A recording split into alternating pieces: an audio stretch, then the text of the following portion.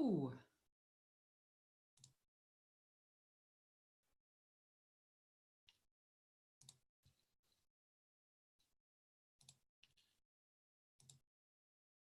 Hey, if you're just joining a couple minutes early, welcome.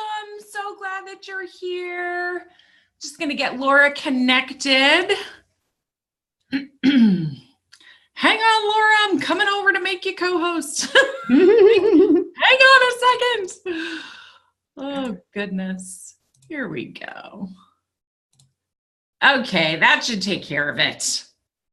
Let me just make sure. Ta-da! It works. Yay! Hello, my friend. So good to see you again. Isn't it always that moment with technology where you have that patient, waiting, hopeful, will this work? Toes, fingers, everything crossed all at one time. So why don't you start chatting real quick while I go and give this a share, and then we can swap, because we already have people joining us, which I love. All these people who show up on time. It's fabulous. On time or early? What is that? That's like an East Coast thing. If you're not early, you're late. Yes. But I like to say this: when you desire what you desire, you show up for it. I do that for myself, and then that's what's happening for everyone who's here. So I'm excited to welcome everyone in. I'm Laura Wright. That's Kelly, or that's Kelly, whichever direction you're looking. But what I want for you guys to know is there's this fun thing that happens when you are in total alignment and flow. It's this thing that we all are looking for. And Kelly and I have been experiencing it, well, always when we talk, but specifically this week is we keep having clients come to us asking questions and coming up with things that are going on for them that relate to the topics that we're talking about in this series. And it's funny because we didn't plan it, but it's interesting when you have alignment, the things that you want to talk about, that you are interested in, they also show up. The things that are also needed, you get reaffirmation that these things are needed by people. So I want for you to pay attention to what you're talking about for yourself. Pay attention to what your clients are asking for, because when you see repetition, when you see pattern, this is a way to know about alignment. So that's just a little aside as we step in. But Kelly, why don't you give us an official welcome, and I'll go share our stuff too. Yay. I'm so glad to be. I'm so excited. It's day 4, you guys. So if you're just joining us for the first time in this 5-day series, welcome. So glad that you're here. And I want to invite you to go back and rewatch. If you've not watched days 1 through 3 already, please go make the time to do that. They're not super long. We're not teaching, 90-minute masterclass. These are snippets, and they're about 30 minutes. Please go back and make the time, because really what we've tried to do in this 5-day series is give you sort of buildable results and shifts. And in some of them, we give a little bit of homework, but really what this is about is inviting you to create a big shift in your inner, in how things work on the inside. And so your perception of what it's like to be a business owner, what it's like to create your next leap in business, what it's like to really plug into your true limitless nature, and create whatever amount of impact, whatever amount of income, and really endless kind of joy and satisfaction in business, that it just allows you to tap into that more. So my name is Kelly Ruda. If you're new to me, I'm so glad you're here. I am a psychotherapist turned transformational mindset coach and mentor.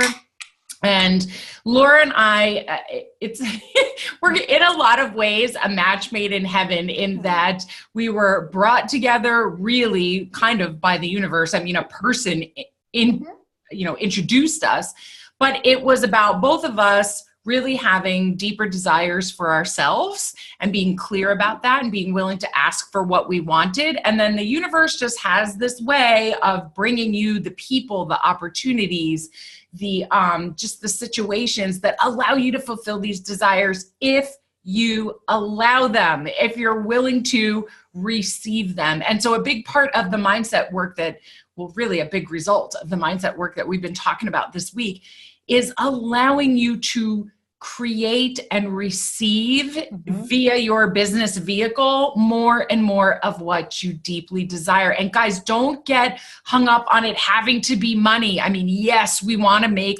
money and we want to feel good about it, but it's about other things too. It's about freedom and impact and joy and connection and all the things that matter to you. It's all the receiving, because if you have a blockage in one part of your life, you have it throughout. But also, I really want to put this out there, because I know a lot of what we're talking about is creating next levels, knowing your desires, receiving what you want. a lot of times we actually get hung up on the money part and wanting that so much that we forget the results part and what it's going to bring to us. And here's what I want to put out for you. There have been many times throughout even just this year and a couple of last months where I've wanted something, there's been a dollar amount to it, I've gone for it, and then one of two things happens. Either I no longer want it, or I receive it without needing to pay for it. So when you get completely clear on your desired outcome, your real, true, deep, deep desires, like Kelly was speaking about, we were talking about on day one, right. The things you want will come to you no matter the way you go to get them. So all the tools we're using are helping you not get caught in the how. Yeah. The how always reveals itself. Mm-hmm. The person shows up, the opportunity shows up, the conversation happens, the aha just sort of drops in your lap, the money even sometimes drops in your lap, but you've got to be open to receive. And one of the biggest ways we block receiving is via our mindset. It's via how we perceive things and what we believe about things and how we manage all of that chatter that goes on in our heads that I hate to say a lot of the time is really, really negative. I don't know about you guys, but there's some things that pop up in this head of mine that if I did not have the tools and the skills to kind of manage, I would be riding the hot mess express constantly. Because I don't care how much of an expert you are at managing your mindset, you're still human. And this stuff is still going to come up. And Laura, if you watched the other days, you've heard Laura reference repeatedly the dips that happen when you own and run a business. They are inevitable. They are part of the journey. The key is don't let the dip turn into a full-on like fetal position on the couch Netflix binge with, pints and pints of Ben and Jerry's. We can all relate to, like, we all have our own personal story about how we've done that at least once in one way or another. And I'm not judging. Look, I've been there, done that, The key is not to keep doing it over and over and over and sabotage yourself. Would you agree? Absolutely. And I also want to let you guys again hear where patterns show up. There's a funny thing about May for me. I've joked about it with some of my clients. May has been a month before. When I like to set up my business and help my clients set up so there's no feast or famine, there's no income dips. And very, very interestingly, so I've had probably one of my best months in April. I'm already slated to make more in May without me selling anything. And still, the feeling of May showed up. One or two little things happened, and I found myself starting to backtrack on how I felt previously when the outer world actually didn't represent what I was thinking inside. So the tools that I use, the tools that Kelly's given to me and we both use, are what I used in order to keep myself seeing the reality I wanted to see versus believing the disreality. I don't like the fakeness that was in my brain. My brain wanted to tell me something was happening, and I chose to see what I needed to see. Yeah, no, the brain and your mind will create illusions all the time. And Laura and I both teach our clients ways to shift that when it comes to creating your packages, pricing your packages, creating a brand new thing that you've never, ever done before. Your first event, your first group coaching program, or your first TED Talk pitch, or whatever, the firsts that can really kind of trigger you. And so yesterday we started talking about the inner critic and the imposter syndrome and how we can really sabotage ourselves. And it's a broad, deep topic that we could, this is a 3-day event. Let's talk about the inner critic. Yeah, holy cow. We could go on and on and on about this. But really, for the sake of being useful, I just wanted to continue the conversation a little bit today, because there are 3 ways that I see, and I know, Laura, we've talked about this before with clients, that it shows up over and over and over to really kind of sabotage you. And I don't know about, I think I can speak for you when I say this. It actually hurts me when I see clients sabotage themselves. Yeah, it is one of the most painful things to watch from an outset, and you can see either a pattern or a choice that's made. And again, we can't possess, every once in a while, those of us who have children, you probably have this feeling more often than not. If you could just self-possess the kid to do something. I've had moments where I wish I could help, but I also know that the tools that we use and the way that we can teach somebody and their path that they need to go through is what is helpful to them. But let's dive in a little bit. Yeah. So the three things that I see show up in one way or another over and over and over are this. I see people, women especially, struggle with giving themselves, yourself, permission to want what you want, to ask for what you want, and to receive what you want. And here's the kicker, the way you want. Mm-hmm. So some women are going to want their business to look one way. Other women are going to want it to look another way. You may want it to feel a certain way. You may want a certain model. And if you don't give yourself permission to not only set your business up the way you desire, but to run it and experience it the way you desire, regardless of what anybody else is doing, this is not going to feel good for you. Things are going to be out of alignment all the time. You're going to be doing things based on one word that I wish every single one of you would get rid of. And that word is should. Should. Now, look, I know some of you will come back at me and say, yeah, but there really are things we should do. Yes, you should pay your taxes. Yes, you should deliver client deliverables on time. Yes, you should eat well and rest and exercise. I'm not talking about the basics, you guys. I'm talking about when you sit down to make a decision about something and you go, well, really, should I really do that? Should I really do it that way? Is that even possible? Should I even ask for that? That is a really disempowered question. So what I want to invite you to think about today is, where are you asking that over and over and over? Sometimes my clients get really frustrated with me because in the beginning, I'm going to call you out every single time you use that word, every time, because you don't even know you're using it as much as you're using it. It's like when a public speaker gets coached on Oh God, yes. Back the coach because you're like, all right, I get it. But really, if you can begin to become extremely aware of how often you are asking for permission to be, do, and have what you truly want, that in and of itself, just the awareness of you doing that is going to create a shift. Yes. I love that you just said that. And there's this thing, it's really interesting. I've had a couple people come around to me lately who are having trouble with accessing clarity. And it's interesting because every time I speak with them, the word that pops up, whether they use it or not, is should. Because what they're trying to figure out is this is what they should be doing, but this is what they want. So there's a lack of clarity because they can't decide which one should they choose. Should they choose what they should do, or should they choose what they want?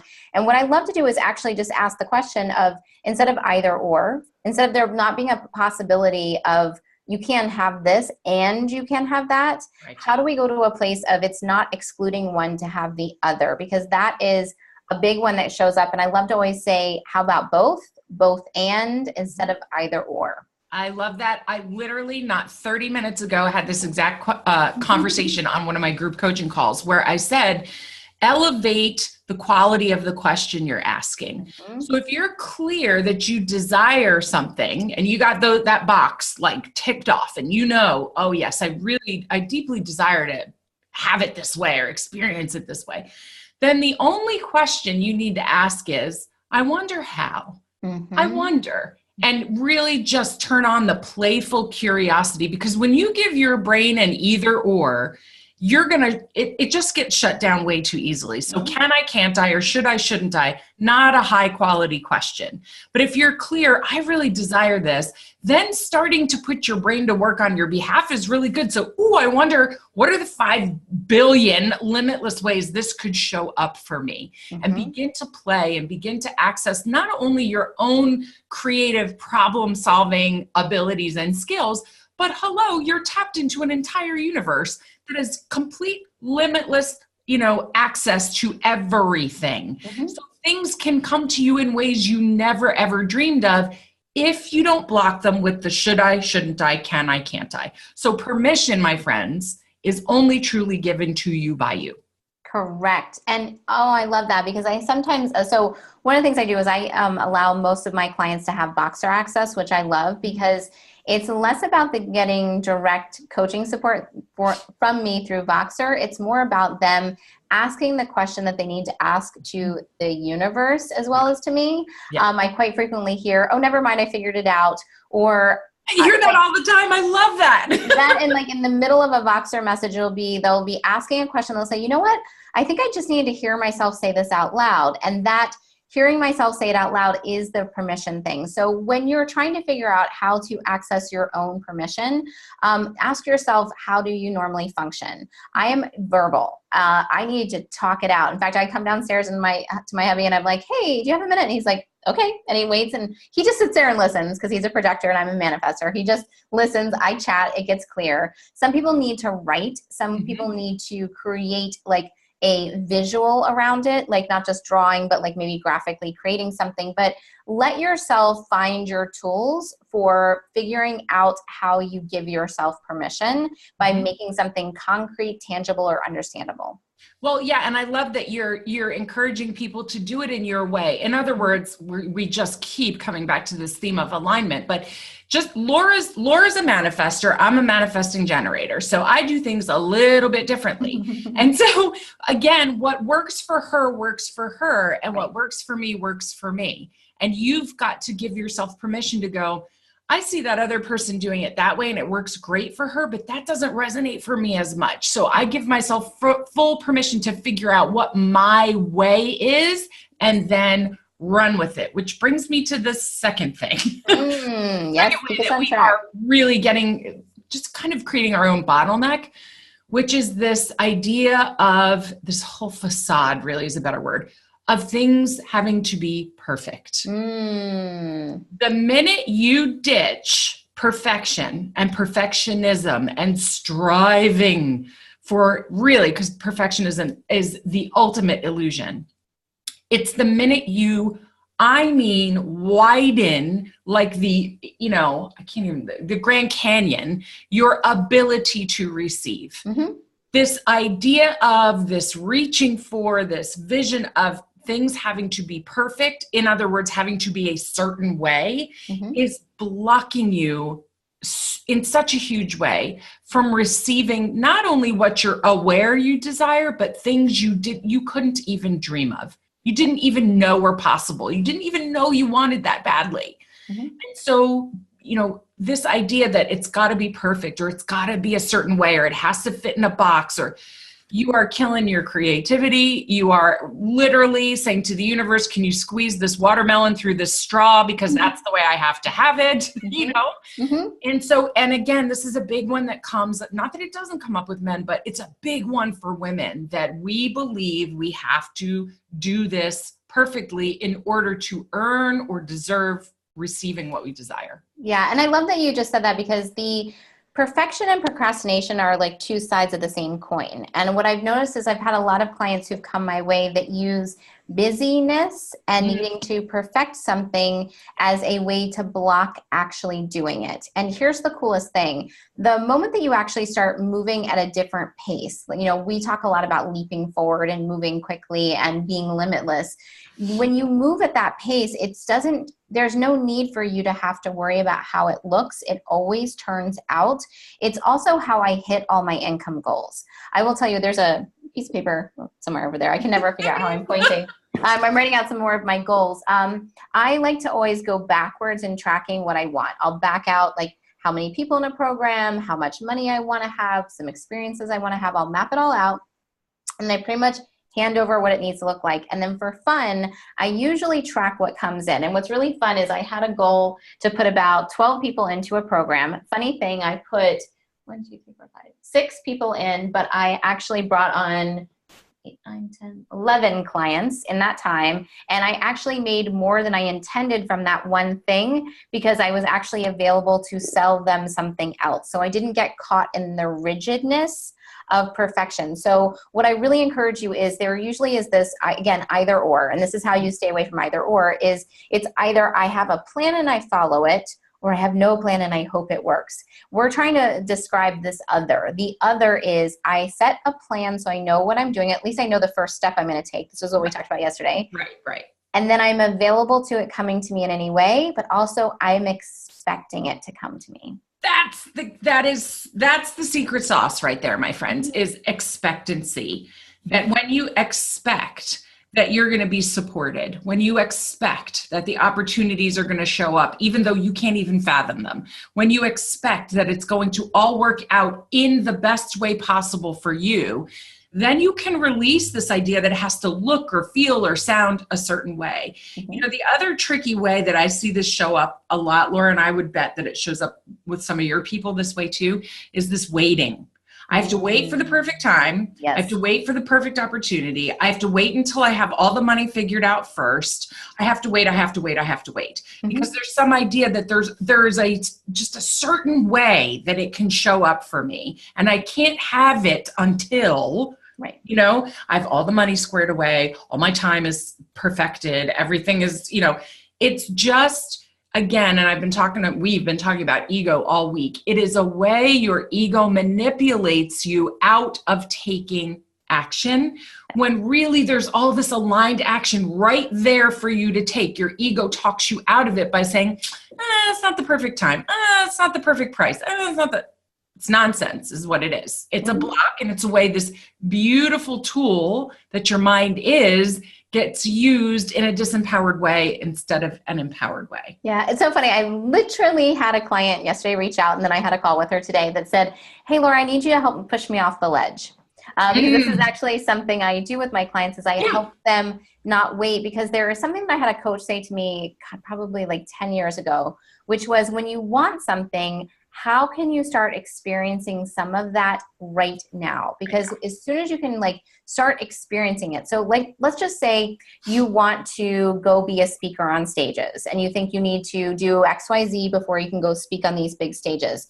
Well, thinking about what the feeling is that you want to have from that, or what's like the easiest, tiniest way, like you could literally just do a live into your own group and you are, ta-da, a speaker on stage, because that's what it is. Yeah. So being able to find a way to have what you want, even if it is the smallest little bit of it, it starts to draw everything to you further faster. So the putting something off, this is just literally, if you ever have a moment where you're like, I feel like I'm blocked in receiving, I just want you to sit down and look and ask, where are you not taking action in something that you want?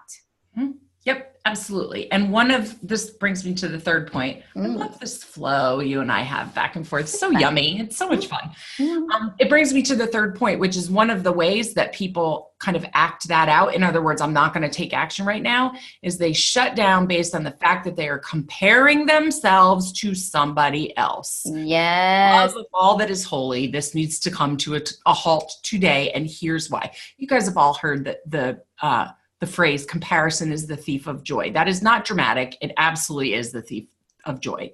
Because what you're doing is you're comparing your start, middle, and whatever to somebody else's who is a different person with different experiences, with different opportunities, with different desires, more importantly, and a different path than you have. We all have our own unique purpose and path and our way of showing up. And so you are robbing yourself of receiving by saying, yeah, but she's doing it that way and he's doing it that way and she's successful and that means I have to do it that way, but I'm not. And guys, it's so painful to watch. And what I say to my clients all the time is the only comparison that I've ever found useful is comparing who and where I am today to who I was and where I was yesterday. That is it. Yes. That is it. It's not to say that you can't look at people who you admire or who are many steps ahead of you, say on the path you want to be on, and say, like, what are they doing that I could learn from? That's really helpful and useful. But if you're looking at them and you're going, I could never do that. I can't do it that way. She's better than me, which means I can't have what I want. Oh my gosh, talk about downward spiral. Yeah, it happens all the time, and it's actually a sneaky little thing. It doesn't usually show up as like a loud screaming thing. It can be that someone may post a celebration in a group, like maybe a money win, and you see it and feel it, and suddenly you're like, I don't have that, or I didn't do that. Maybe I should be. Here's something really important. This has been one of the most helpful tools for me in my entire business, which is self-understanding. So we've talked before about Colby and human design and strength finders. And here's what I learned. There was a point there for a while where I would see amazing mentors out online that I would totally vibe with. I would read what they were writing, watch their videos. I would just be really tuned in and tapped in. And then I would feel not good and something would trip up. And sometimes I might even buy a little something from them and it wouldn't work. And what I actually learned was this. I am a manifester. And there is, if you know anything about human design, I know the way I'm meant to work. I tend to see generators and I think, wow, you're amazing. Mm-hmm. If I try to function like a generator functions, I will wear myself out and it won't work. Mm-hmm. So the moment I learned that, I stopped following generators. I mean, I can watch them from afar, but I don't have any need to compare what they do and what I do. I also really recommend that the way that you look at comparison is not about what they have that you don't have, is stop the don't have part. Just listen to, if somebody has something that you want, how can you have that experience in your life? Yes, and it's proof, right? That if one person did it, it's doable. It's diddable. It's doable. It's totally diddable. It's beable. It's havable. When you see somebody do something and you are like, holy cow, I want to be that. I want to do that. I want to have that. Just look at it as evidence. That person just proved to you it is completely possible. And that's all you need to draw from that experience. Yeah, it's funny because I know in our online world, we use testimonials and success stories. And I think they're very important because the way that I use them, and I know the way you use them, Kelly, is that people sometimes have a better chance at believing someone else can do something before they will believe for themselves. I use them truly as examples and belief, but here's the reality. Just because somebody else got a result working with me, or just because someone created something, has actually no bearing on your ability to do it. When you can tune into that and see that as actually a really positive thing, you can relax, because what Kelly was talking about is you don't actually know someone's story. What they post, I mean, what I always love is like the overnight successes. Like my overnight success, goddamn, I've been online since like 2008. I've been running my own business since 2001. Overnight success is usually 10 or 12 years in the making. Yeah. And so when you see somebody else doing something, I know also there's this thing that comes up about like either age or travel or a bit like, oh, she doesn't have 3 kids, or she's 20 and I'm 40, or anything. Just remember, your path is your path. And the moment that you tune yourself back into your own self, that inner critic can turn into your inner guidance. Absolutely. And that's the shift you want to create, is instead of the focus being on the chatter and the criticism, that your focus goes much deeper. And it's hard. It can feel hard. It isn't hard. It can feel hard to do that if you are in the habit of just constantly arguing or listening to and getting defeated by the comparison and the, perfectionism and the, I'm not allowed to do that, or I'm not allowed to have that. If that's really kind of dictating what's going on in your mind every day, it's really hard to access flow. It's really hard to access creativity. It's really hard to access ease. Oh my goodness, because you have not mastered your own mind yet. Really, that's all it is. Yep. And this is a learnable skill, you guys. Can I just say, going on your story, people say to me all the time, have you always been this confident? Have you always, kind of had your shit together? I don't, by the way. I've always been like that. It makes me laugh because this is 22 years in the making minimum. And I started doing personal development work at the age of 20. So almost 27 years in the making, multiple degrees and certifications later. There is nothing overnight success about what's going on over here. And yes, I am confident. And yes, I have great things going on. And yes, all of that is true. That doesn't mean, though, that I get to escape the dips that Laura was talking about. I just have built a skill set that allows me to navigate them a little differently. That's it. Yeah. You don't get to escape the human experience. It includes tips. The good news is it has all the parts that you want with it. Yeah. And I want you to hear something, because while Kelly and I do talk about our vast years of experience, God bless, I think I've got like about, I need to update my bio. It's probably more like 22 years of experience instead of 18. But the things that we talk about, the moment you actually embody them is the moment that change happens, which is why you do see some people skyrocket really fast. Yes. Because the moment you can embody it, it changes for you. So it doesn't require 10 or 20 years. Sometimes it doesn't even require 10 or 20 minutes to get through something. So we want you to have these tools so that you can move yourself through at the pace that you want. Yeah, absolutely. And when you do that, that's what allows the leaps. Now, don't get triggered by the word leap, please. And we talked about this, I think it was yesterday. A leap can be a $10,000 bump. It can be 10 extra clients. Like, this doesn't have to be about making multiple seven figures, you guys. Not everybody wants that, and that's totally fine. So don't get triggered by what may feel like the bigness of that word. Give yourself permission to define, just like success and anything else, to define what the leap is for you, and then permission to go for it. Yeah, and here's what's really important. While we were just talking about, everyone waiting to do something before you can do something else, there's also this concept where things will change. So my pattern in my story is I created a really big, robust, multi-seven-figure real estate investment company. It was big, it was bold, it was many, many people involved, construction, it was a lot.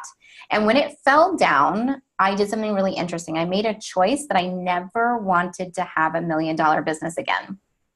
And what's interesting is I also watched myself be inside of some multi-million-dollar businesses, and I saw all their problems because I had been in one and I saw all the problems, and I was like, I'm just gonna have a little, like, maybe $200,000 business. Comfy. Comfy, and I'll have it, and I'll just have this much overhead and it'll be great. And you know what? I gave myself permission to do it. Mm-hmm. I did it, and I outgrew it. Mm-hmm.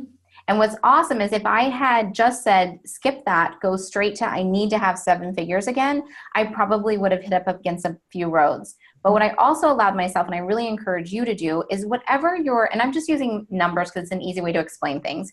Whatever your goal is, let yourself honor it, go to it, receive it, because when you get there, when you arrive, you can also make choice of what else do you want. So if I had not given myself permission to go for like the 200,000, 300, 400, I wouldn't be willing to step into this multi-million-dollar business that I'm designing so that I can have everything I do desire, because I needed to go through that growth to get there. It actually happened a lot faster the moment I accepted what I wanted. Yeah. And I think when you sort of combine all the things we've talked about this week so far, and you give yourself permission, you step out of perfection, and you literally, it's almost a discipline to stop the comparing, and it frees you up to do that with so much more ease. I think there is this belief or this mindset that has to include massive amounts of struggle and sacrifice. Yeah. And if that's what you believe, that is what you will create. That's exactly what it will look like for you. But if you begin to shift your belief that there can be more ease, more play, more flow, more connection, more joy, more fulfillment, and yes, more money, and it does not have to be, oh my God, I'm working 8 billion hours a week. I never see my kids. I never take a vacation. Who really, be honest, is that really what you deeply desire? Just going back to day one, nobody's sitting around saying that's how I want to experience making money. Right. So we invite you to get honest about those desires, but then do the things you have to do to shift all the blocks that stand between you and those desires. And they are not blocks that are outside of you. I don't care what your age is. I don't care what your gender is. I don't care what your race is, your socioeconomic. None of that is what's actually standing in your way. It's what you do inside here that keeps you from accessing the strategies, the relationships, the systems, the awareness that allows you to go there with ease. I love that you said that. And as you were talking, I was thinking about something my husband says a lot to me. He's very wise. I think at 50,000 feet, probably like 50 million feet. I think at the end, I'm like, go big, go big. Yeah. And he always says, how about we start with step one? Yep.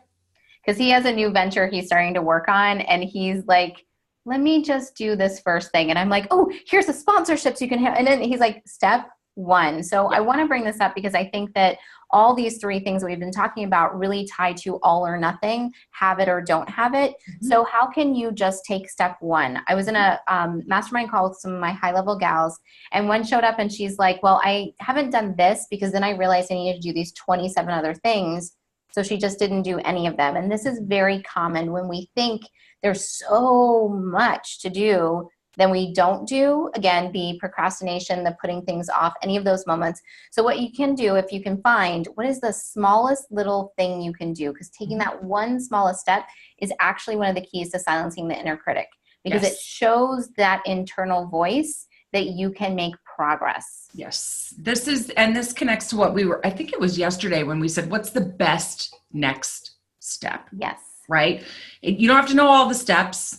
You can, feel free to map them out. It never ends up going that way anyway. But if it makes you feel better, you can map it out. But you don't need to know all of them. So constantly doing what it takes to get back in alignment all the time. And then just asking yourself very clearly, what would serve me best to do next is one of the greatest gifts that you can give yourself. What you're really doing is training your mind how to overcome these internal blocks that come up over and over and over again. You're building, mindset's a muscle like everything else. So you're building that muscle one little step, one little practice at a time until you can finally get to a place where you're like, this is my normal. The fear comes up, I hit the next ceiling, or I'm up leveling, it's way uncomfortable.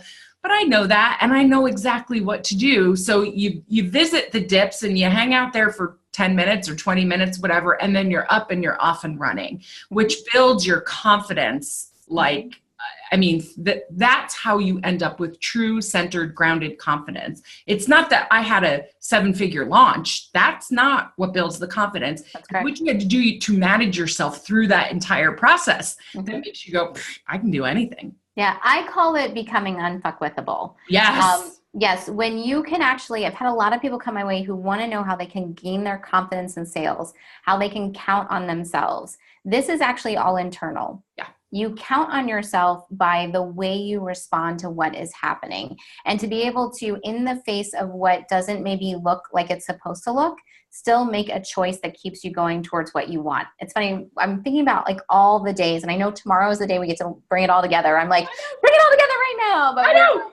What we're going to bring together, I like to have what I'm looking at, my focus in front of me. So I always have these big, I cleared off my wall, so there's not too many back there, but I have these big sheets in front of me so I can look at them and I can focus on them, and it helps me remember how to see the reality I want to see versus what's in front of me. So I know we're really excited. We have to honor our time as well. Kelly, tell me, what do we have for homework or any assignments we want to help people connect into? And then I really want to tune into showing up for tomorrow, because we have something really, really special for everyone that's coming tomorrow. And I want to talk a little bit about it. I'm so excited. So for homework, it's very, very simple. I want you to just write down the 3 topics. So permission, perfection, and comparison. And I want you to just do 2 things with each of these topics. Number 1, identify how that particular obstacle is showing up for you. Where are you bumping up against giving yourself permission to ask for and receive what you desire? Where are you bumping up against feeling like things have to be a certain way or perfect? And where are you bumping up against comparing yourself to other people and their results, which then shuts you down? And here's part B. This is the really important piece of this. What are you at risk of if you don't shift that pattern now? Yes. That's the aha. So it's one thing to identify that you're doing this, but if you don't get really clear on what it's causing you and what it will continue to cause you if you don't do what it takes to shift it, then this is just nice information to have, right? We want you to get clear and then go, oh my gosh, be compelled to do something on your own behalf. So that's it. That's the homework. It's give yourself the time to do it. And you are, I give this same homework all the time to people and they go, holy crap, now I get it. I knew it was a problem, but I didn't really, it was too easy to gloss over. But when I sat down and I did this homework, now I get it. This has to shift immediately. And this is actually a sales technique, which is really fun because you can bring this into your sales conversations. You're going to know if someone is going to buy or not based on one question. Why does this need to change now? Now. So you're asking yourself this, why does this need to change now? What is my cost? I gave an assignment to someone today to actually practice saying no. Like she's got her goal in front of her on the wall. And I said, every time you say yes to something, I want you to turn to that and actually say, no, I'm not going to have that. No, I don't get it. She goes, oh, and I'm like, I know. It's awful. every time you make your choice that takes you off, you get to have a moment, because if you say no to it and you don't feel anything, you're like, good, then I want to go in that direction. So really using positives and negatives. I don't actually believe that there are things like positives and negatives. There's maybe high vibe and low vibe, but everything that comes your way is done for you, not to you. There's a phrase we use in our house that I encourage everyone to start using, and I even type it to a lot of my clients, which is everything always works out for the rights, because we're the rights. But it's true. Whenever I have the ability to look backwards, I can see, oh, this happened and we got what we wanted and needed. Like we literally just had a moment where our refrigerator, if you want to know, this works with everything in your life, our refrigerator is leaking. And so we cannot seem to get a handyman to come to our house to fix it. So I'm frustrated. I call the company that we're supposed to have that's supposed to be taking care of it. They can't. I find out that we've just been spending money on something we're not using for years. So I was able to cancel it. I was really frustrated actually in the process of canceling it. The customer service was bad. I now can look back and see I needed to have a bad experience so I would release it. Well, today, not only did we find someone to come out to take care of it, they're coming on Monday, sooner than we were planning. They added in being able to look at our air conditioning unit, a bonus of something we didn't even know we needed. And they're going to be able to look at our windows, what we've been talking about replacing. So everything always works out for the rights. The concept of our refrigerator is leaking sounds like it would be terrible. It is one of the maybe great things that is happening to us right now. So I want for you guys to be able to have that lens on all these things that are coming up for you. The permission-based, the procrastination, the comparison, these are not negative things if you choose to see how they support you moving forward. And they're trying to support you. All these symptoms, all these challenges, all these quote unquote problems, they're all showing up for you. You just have to perceive them differently. That's the key. And tomorrow we're going to bring this all together and talk about how to claim and own and embody who you are so that you can make your next stretch, leap, launch, offer, whatever you want to call it, successful. And by successful, we don't just mean dollar amount. We mean all these other things we've been talking about. Successful in terms of how it impacts people. Successful in terms of how you experience it. Is it fun? Is it in flow? Is it easier than before? Is it more joyful? Or do you feel more aligned? That's such a big deal. So we're going to bring that all together tomorrow. And then we are going to share, well, it's super secret right now, but we're going to share it tomorrow. We're going to be opening the doors and to something very, very, very limited and very special that we are incredibly excited that we've never done before. That's probably 2 years in the making, even though we didn't even realize it. We knew it was there, but we didn't know when it was going to come together. We're very, very excited to share that with you tomorrow. So make sure you come back around and join us for kind of tying all of this together tomorrow. And then make sure you hang tight to listen to, all the details about the invitation we are going to extend to you to continue to do this in a way that creates true transformation for you and for your business. Most definitely. And please give yourself the gift of being there, because part of what I teach in sales is that when you listen and you make choice, and that's what we're giving you an opportunity for tomorrow, is you get stronger in your decision-making abilities so you can know what you want. So show up so that you can learn how to gather this all together. We're going to show you how to embody things. We really consciously decided that this was a 5-day series because we want for you to get into a rhythm and a pattern of all the time looking at this within your life.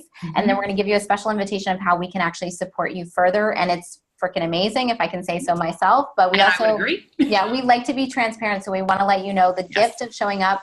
If you can show up and say yes or say no, you will both get the same benefit by saying yes or by saying no, because you're going to learn how to listen to what you actually want, give yourself permission to choose it, and it's going to be awesome. So I can't wait for tomorrow. Kelly, thanks for being here, and thanks for everyone who showed up. And thank you, everybody. Same time, by the way, 3 p.m. Eastern tomorrow. And again, I invite you to go back. If you caught this on the replay, I'm so glad you made time. If you need to go back and re-listen or catch for the first time any of the first 4 days, please go ahead and give yourself that gift too before you show up for kind of the culmination and the wrap up tomorrow. We can't wait to see you then. Take care, everybody. Bye, everyone. Bye.